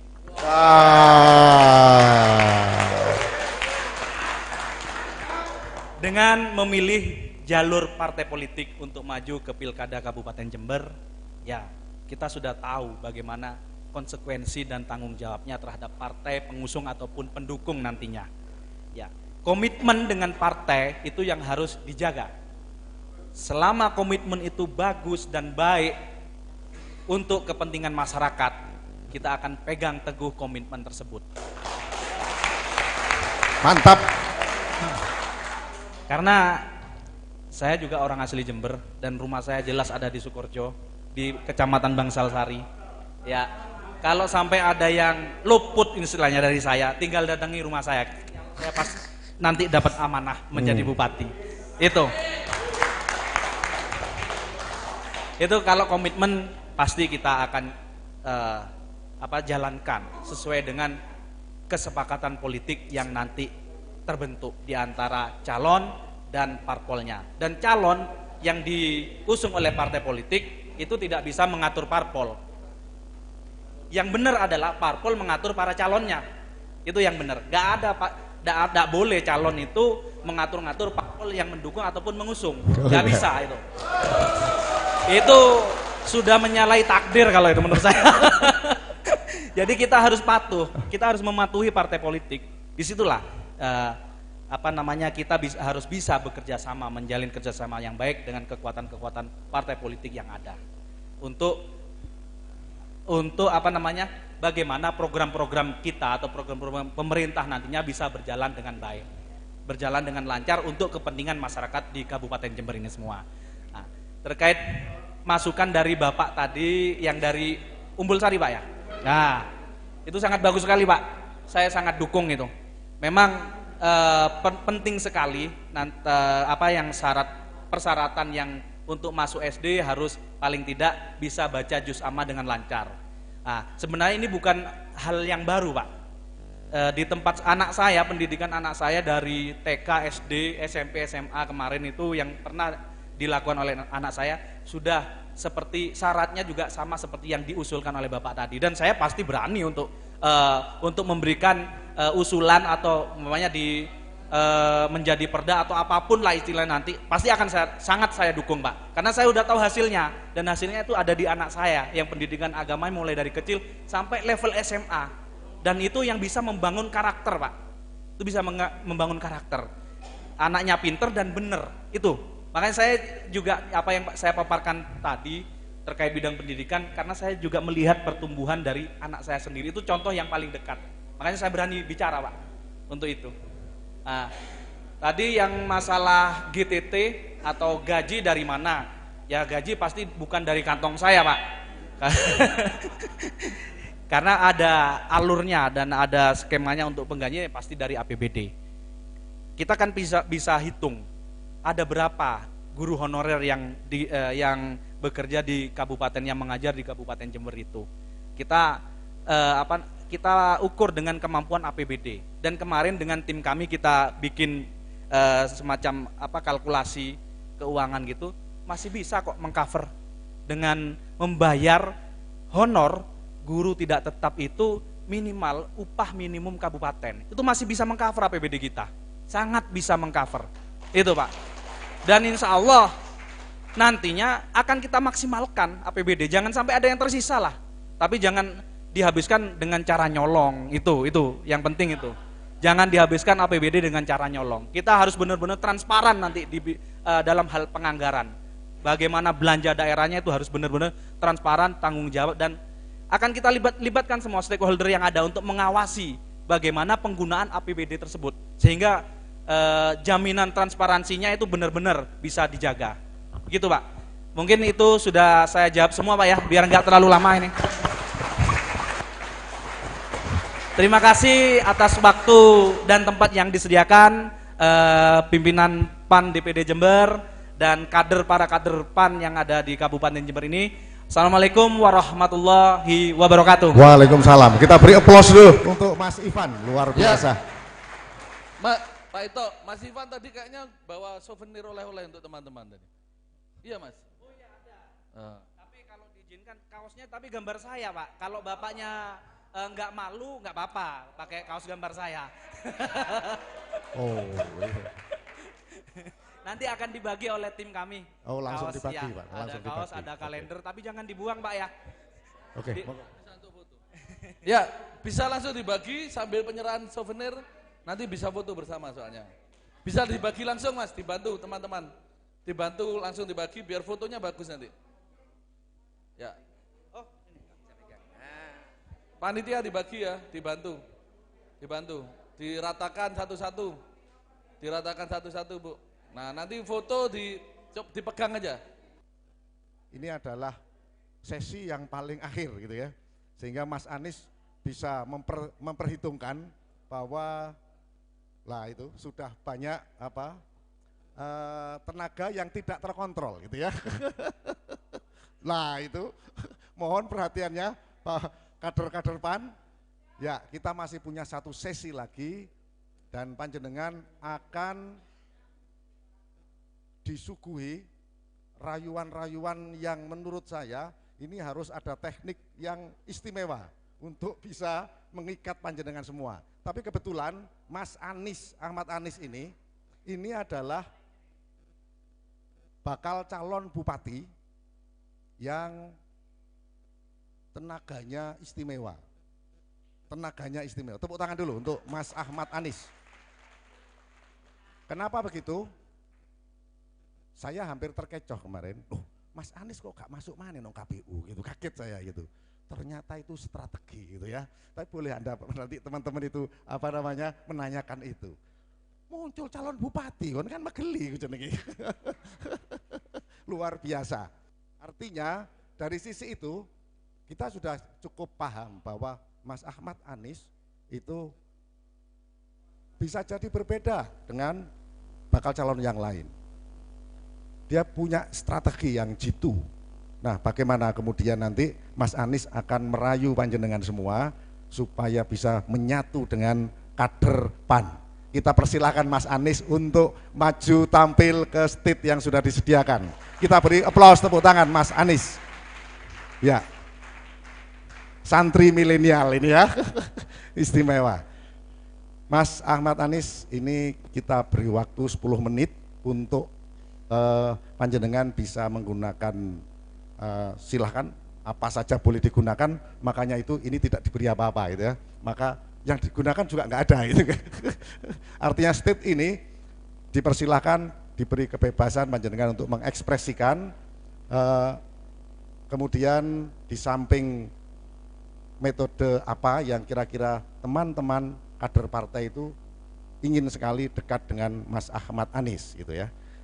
Sekaligus visi misi yang cukup singkat tapi mudah dipahami oleh kader partai PAN gitu. Nah, ini mohon 10 menit bisa tuntas selesai itu. Kita pasti akan ada cara di sini yang menarik untuk kita nikmati. Kita persilakan Mas Ahmad Anies. Baik, terima kasih. Bismillahirrahmanirrahim. Alhamdulillahilladzi adhabal laila mudliman biqudratih wa jaa bin nahari mubasiran birahmatih wa kasani diya'ahu wa ana fi ni'matih. Allahumma salli wa sallim mubarik warham ala habibil muhtar miftahi babil yasar sayyidil wujud habibil mustafa abul qasim Muhammad kama sallaita barakta ala Ibrahim wa ala ali Ibrahim fil alamina innaka hamidum majid. Amma ba'du. Usikum bitahiyatil Islam wa tahiyatul Islam. Assalamualaikum warahmatullahi wabarakatuh. warahmatullahi wabarakatuh. Yang terhormat Ketua DPD PAN Jember, perwakilan dari DPW PAN Jawa Timur, Pak Joko, saya tidak tahu apa posisinya di PAN ya. Yang jelas beliau adalah bapak saya di Muhammadiyah. Hormat Pak Joko. Serta hadirin sekalian yang tidak bisa saya sebut alamat kehormatannya satu persatu. Insya Allah saya tidak akan menghabiskan waktu yang diberikan oleh Pak Ito ya, sampai dengan 10 menit. Karenanya saya tidak membawa PowerPoint ya, sengaja karena saya tahu Bapak Ibu sekalian ingin menguji power dan poin saya, bukan power dan poinnya Microsoft. Tepuk tangan dulu. Ya. Nggak percaya, muncul toh yang itu ya.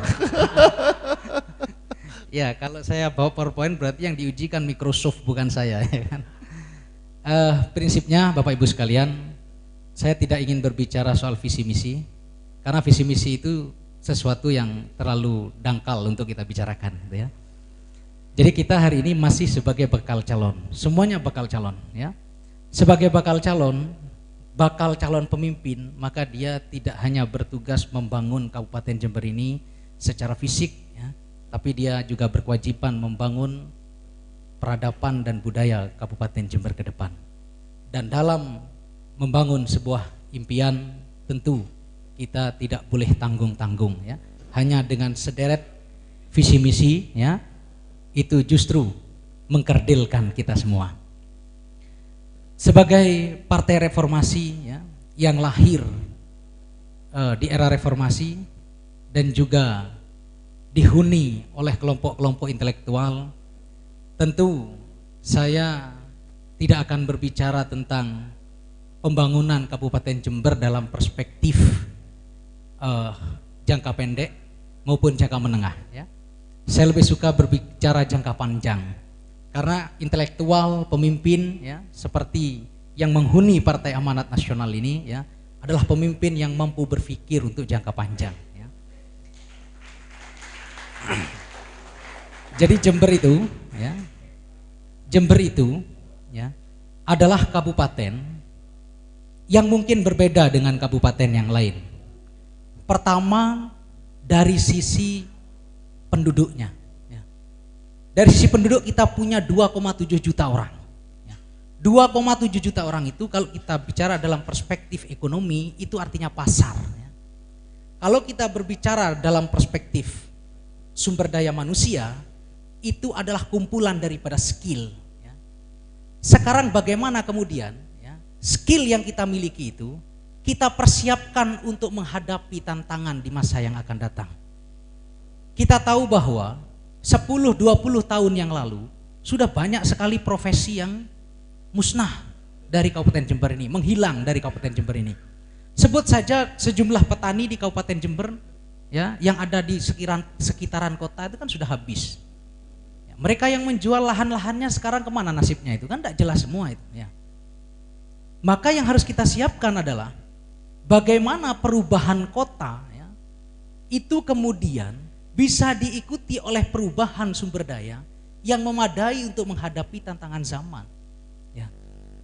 Menyiapkan SDM yang bisa melahirkan startup ya. Karena ke depan yang kita hadapi itu adalah dunia digital ya. Hari ini pun kita sudah menggunakan dompet digital, apalagi di masa yang akan datang. Kita tidak lagi bersaing dengan kawan-kawan kita yang sesama sarjana, tapi kita bersaing dengan robot-robot yang tidak punya akal pikiran. Ya, kalau kita bicara dunia kerja, persaingan kita itu robot, Pak. Ya, sampean bayangkan sudah berapa banyak profesi, ya, pembantu rumah tangga, ya, tukang cuci yang sudah habis kalah sama mesin cuci. Itu yang pertama. Yang kedua ya, jangankan profesi-profesi yang mainstream ya, profesi paling tua sekalipun di muka bumi ini ya, prostitusi itu sudah digantikan oleh seksbot ya kan. Iya, jadi mohon maaf ya, pelacur-pelacur itu saingannya sama robot sekarang ya kan. Jadi profesi itu saja sudah hampir punah. Kalau kita tidak menyiapkan ini ke depan, ya, dan itu tidak dipikirkan oleh Partai Amanat Nasional, ya, sebagai leading sektor daripada proyek reformasi Indonesia ini, ya, tentu masa depan bangsa ini sulit untuk bisa diharapkan menjadi negara besar sebagaimana yang diprediksikan oleh sejumlah pihak. 2035 kita adalah negara terbesar di dunia. Itu akan sulit terwujud. Itu sedikit pengantar dari saya karena hampir 10 menit. Janji saya harus saya penuhi, ya kan? Oke. Terima kasih. Assalamualaikum warahmatullahi wabarakatuh. Aplaus dulu untuk Mas Ahmad Anis. Mas, ini masih teman-teman itu enggak mau ditinggalkan begitu saja. Masih ingin bertanya. Karena pancingan tadi menurut saya menarik, membuat kita itu melayang ke depan. Nah, ini monggo. Karena ini kaitannya dengan bakal calon bupati, ya. Monggo dipersilahkan. Ya, Ibu 1, ya. 2, yang baru 3. Ya sudah, 4 ya. Oke, 4 dulu. 5.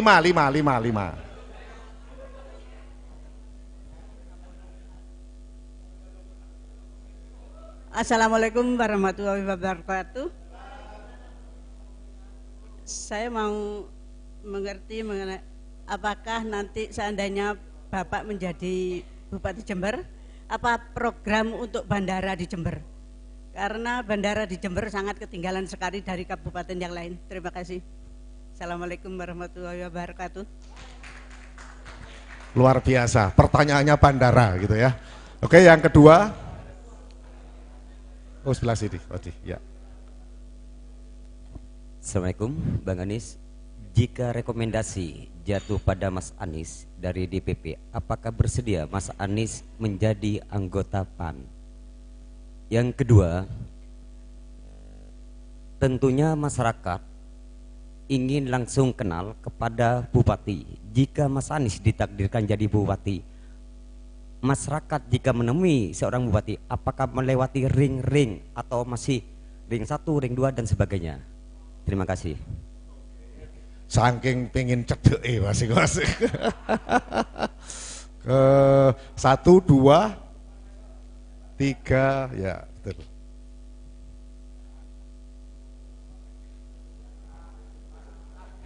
Assalamualaikum warahmatullahi wabarakatuh. Tolong kamera.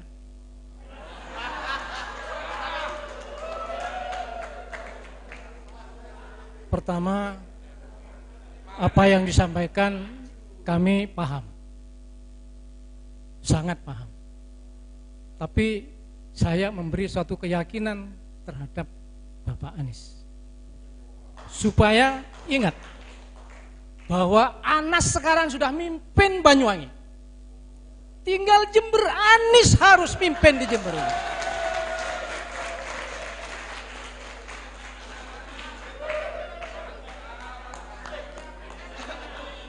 Ini mumpung sama kecilnya.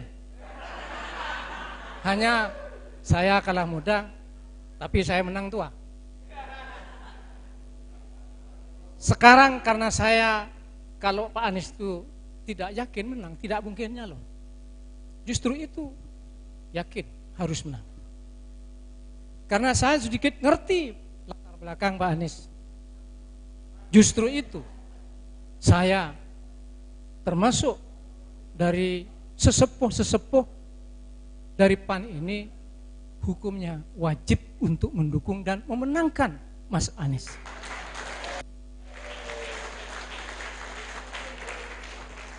Yang kedua, ini karena nanti sudah jadi Pak ya, nanti sudah jadi.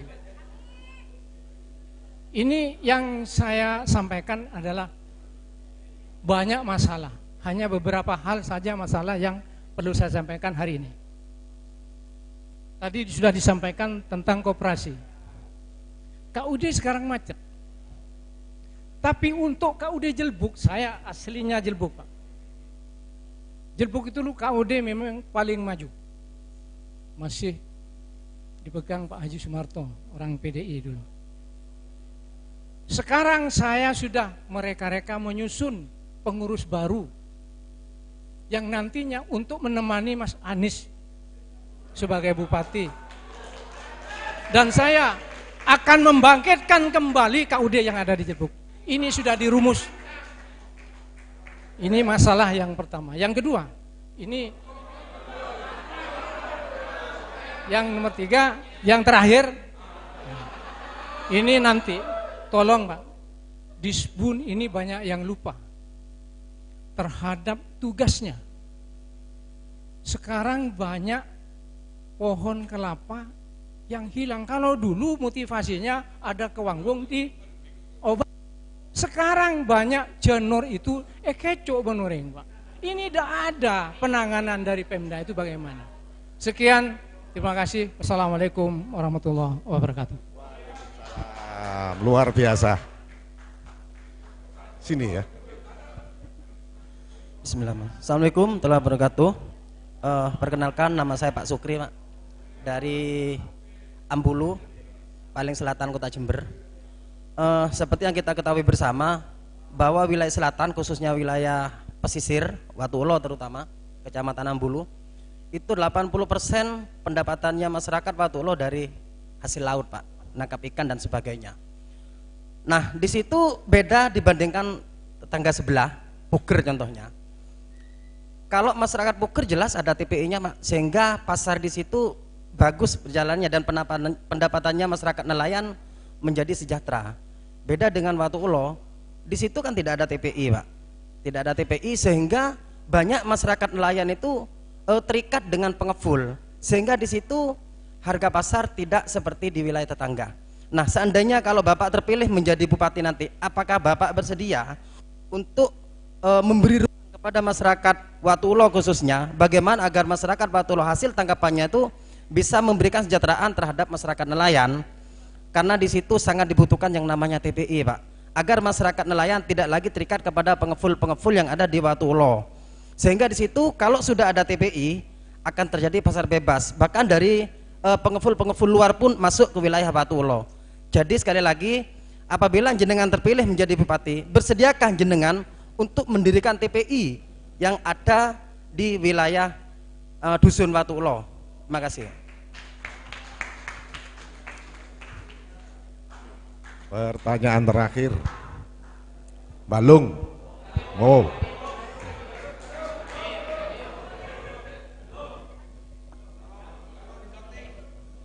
Sateng. Assalamualaikum warahmatullahi wabarakatuh. Mas Anies ini kawan seperjuangan di Balung. Dari semua calon-calon bupati ini yang paling siap itu Mas Anies. Dalam arti kata siap itu dari ini kan bekas ketua KPU. Mantap.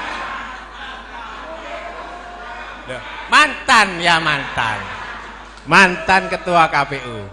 Jadi orangnya dari atas sampai hilir itu ada orangnya. Sampai anak saya itu di TPS itu juga pernah menjadi anggota. Jadi dia yang paling siap daripada yang lainnya. Ya. Tapi dari itu semua, apakah Mas Anies ini bupati itu dananya banyak juga? Apakah siap dalam segi dana? Assalamualaikum warahmatullahi wabarakatuh. Kimo jane ATT kon nopo kampanye yo.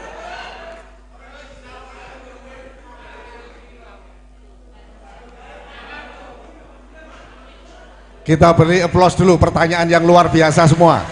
Ya. Takon duit barang. Mas Anies itu saking pengen dekatnya sehingga macam-macam mulai bandara sampai Mas Anies sampai duit enggak ditakokno gitu ya. Monggo dipersilakan Mas, cuma 5 menit tapi ya. Oke, terima kasih Pak Ito. Baik, yang pertama soal bandara ya. Bandara itu bagian daripada moda transportasi. Kalau kita bicara transportasi ya, bandara itu termasuk kategori tersier ya. Jadi banyak sekali moda transportasi yang dibutuhkan oleh masyarakat. Kita bisa hitung pengguna bandara di Kabupaten Jember itu 1% bahkan tidak sampai, ya, tidak sampai 1% pengguna pesawat terbang. Nah, kemudian ya, ketika kita mau membangun bandara, ya, itu sebuah keniscayaan, sebuah modernisasi kota. Ya. Tapi kita juga tidak boleh lupakan pengguna transportasi terbesar di Kabupaten Jember itu apa, ya Pak? Ya, maka infrastruktur itu harus dibangun itu berkesinambungan, tidak bisa lompat-lompat. Ya. Wong jalannya saja masih belum benar sudah bangun bandara, misalkan ya. Akhirnya ya tidak lama juga bandaranya. Ya. Sekarang yang beroperasi cuma tinggal berapa pesawat? Tinggal 1 pesawat. Itu pun seminggu cuma 3 kali. Ya. Kenapa? Karena perencanaan pembangunan yang tidak matang. Jadi, ya, yang harus dilakukan terkait dengan moda transportasi, yang pertama kita pastikan pejalan kaki itu mendapatkan ruang yang representatif. Ya. Jumlah pengguna jalan paling banyak itu pejalan kaki, Bapak Ibu. Kalau kita jalan-jalan ke negara maju, ya, sebut saja ke Eropa, ya, di Eropa itu jarang sekali kita melihat ada mobil melintas di tengah kota. Kenapa? Ya. Karena di jalan raya di tengah kota itu adalah tempat yang paling nyaman memanjakan para pejalan kaki. Akhirnya apa yang terjadi? Itu investasi kita untuk kesehatan juga, sehingga ya angka harapan hidupnya juga tinggi. Gitu. Kenapa? Masyarakatnya dididik sehat. Dididik sehat itu tidak bisa serta-merta kita perintahkan, tapi juga harus difasilitasi, begitulah. Ya. Kalau kita kan tidak, karena ketidaknyamanan fasilitas umum. Ya, baik jalan untuk pengendara kaki, roda 2, roda 3, roda 4, ya. Akhirnya kita ini beli rokok aja naik motor, ya. Ya, deket kita naik motor. Kemudian yang hilang, ya, dan paling berharga daripada bangsa ini apa? Karakter dan kepribadiannya. Karena egoisme masyarakat di jalanan, ya, kita mau nyebrang aja kesulitan, ya. Ini jadi membangun itu dampaknya juga harus ke depan, gitu loh. Ketika kita bangun jalan, ya, bagaimana ini bisa mendidik masyarakat ke depan memiliki karakter dan kepribadian yang berbudaya tinggi, gitu. Nah itu, bahwa pesawat itu harus bandara itu harus kita perbaiki, jelas, ya, itu bagian daripada tuntutan zaman. Jadi mobilisasi ekonomi, ya, itu sangat ditentukan oleh mobilitas satu masyarakat, ya. Jadi bandara harus dilakukan restrukturisasi dan yang paling utama adalah kita memastikan bahwa pengguna moda transportasi lain tidak kehilangan haknya. Ya. Kemudian pertanyaan yang kedua tadi, soal apakah saya bersedia, ya, menjadi kader PAN. Sebetulnya pertanyaan ini, ya, bukan pertanyaan yang sulit. Ya. Tapi kalau boleh saya koreksi, ya, pertanyaan yang lebih tepat ada sebetulnya. Apakah Mas Anies siap berkomitmen untuk membesarkan PAN? Itu lebih ini, ya kan? Loh, karena kenyataannya begini, Pak. Ya. Ya, banyak orang ngaku kader PAN tapi tidak rela melihat PAN besar, ya kan? Nah, namanya kader sejatinya ular itu, yang. Nah, makanya sekarang ya, namanya calon bupati, ya. Kalau saya mau palsu-palsu, mau janji, ya saya siap sekarang, saya bikin KTA, bisa saja. Terus kalau kenyataannya dengan KTA PAN yang saya pegang saya tidak bisa membesarkan PAN, apa artinya itu, ya kan? Maka lebih tepat adalah komitmen kita untuk membesarkan partai amanat nasional. Tuh. Kemudian pertanyaan yang ketiga dan keempat saya kira itu hampir sama, ya. Soal koperasi. Jadi kalau kita berbicara koperasi, ya, itu sebuah teori yang pertama kali diduplikasi oleh Bapak Wakil Presiden pertama kita, ya, Bapak Muhammad Hatta, itu dari Jerman, ya. Itu adalah soko guru ekonomi bangsa, ya, soko guru ekonomi nasional.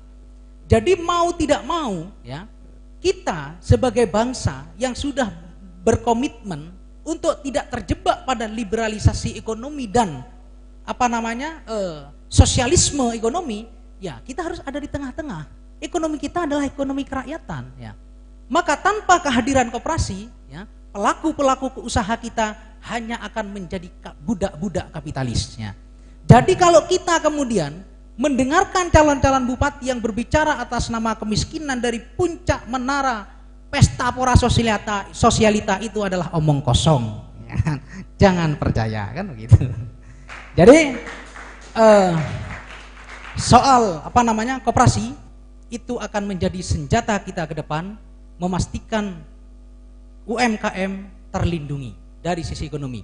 Saya bisa bercerita lebih detail tapi waktunya tidak cukup. Kenapa? Karena rumah saya di Tutul, saya mengalami langsung ya bagaimana industri di kampung saya itu ya dari apa namanya kampung produktif nasional menjadi kampung buruh nasional. Itu kan persoalan itu karena ketidakhadiran koperasi.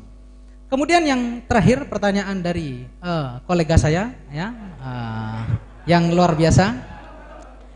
Jadi bukan saya tidak mau menjawab itu. Ini kan soal etika dalam berpolitik, ya kan? Saya kira ya sebagai anggota partai modern yang cerdas ya, saudara bisa mengukur saya ini punya duit atau tidak. Kan begitu.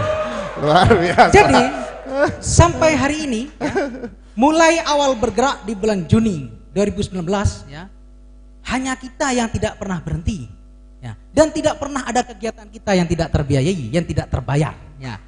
Jadi kita tidak pernah kemudian berhenti move on, tidak pernah kita itu gitu ya kan. Ya sudah, kalau jalan ya jalan aja ya. Nah itu kan bisa diukur sebetulnya kita persyaratan itu sudah disiapkan atau tidak, itu bisa diukur sebetulnya ya kan. Nah iya, saya kira itu Pak Ito, terima kasih. Oke, tepuk tangan dulu untuk Ahmad Anies. Luar biasa, Mas Anies. Memang waktulah yang memisahkan kita gitu ya. Tapi hati teman-teman ini kelihatannya sudah terhipnotis dengan trik yang sudah disampaikan oleh Mas Ahmad Anies tadi ya. Luar biasa, Mas. Ini 5 menit, kok 5 menit, setengah menit ada close statement. Gitu. Baik, terima kasih. Dengan memohon ridha Allah Subhanahu Wa Taala serta doa daripada senior-senior saya, pimpinan Partai Amanat Nasional dan hadirin sekalian yang hadir, saya dengan kebulatan tekad ya, memohon doa restu Bapak Ibu sekalian untuk bisa terus melanjutkan kontestasi ini sampai pada lap yang terakhir. Terima kasih. Oke. Selanjutnya saya persilakan Pak Nyoman untuk memimpin pemberian cenderamata. Dipersilakan. Baik, monggo Ibu Ketua Taris. Penyerahan cenderamata dari PAN.